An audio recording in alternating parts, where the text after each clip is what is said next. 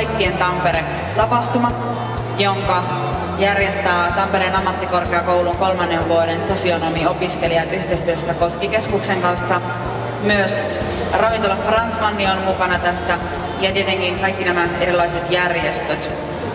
Täällä on Amnesty, SPR, Settlement Naapuri, Tampereen solidaarisuusverkosto.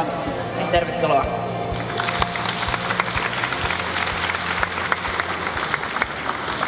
Kun meillä on terroristi, joka pudottaa lentokoneen ja käy ilmi, että hän on islamiuskonen, niin silloin on kysymys siitä, että kaikki islamilaiset on vaarallisia, väkivaltaisia hulluja.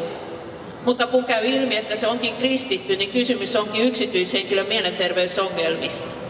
Maailmassa, kaikkialla, kaikissa sukupuolissa ja ikäryhmissä, kaiken näköisissä ja kokoisissa ihmisissä on niitä, jotka pyrkii rakentamaan ja niitä, joiden pääasiallinen huomio on kiinnittynyt tuhoamiseen. Kaikkien ihmisten on oltava jossain.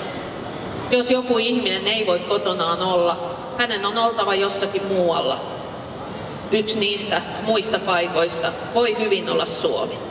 Se mitä niin kuin minä näen itse, maahanmuuttajat ja turvapaikanhakijat, ne on ihmisiä, joilla on erilainen historia kuin meillä. Rankkoja, traagisia tapahtumia, kaikilla on oma tarina ja niitä ihmisiltä voi oppia paljon uutta.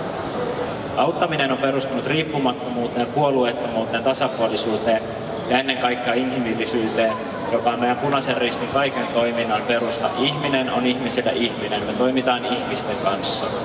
Suhteessa muun yhteiskuntaan, niin ehkä se tärkein rakkauden aines on merkityksellisyyden kokemus.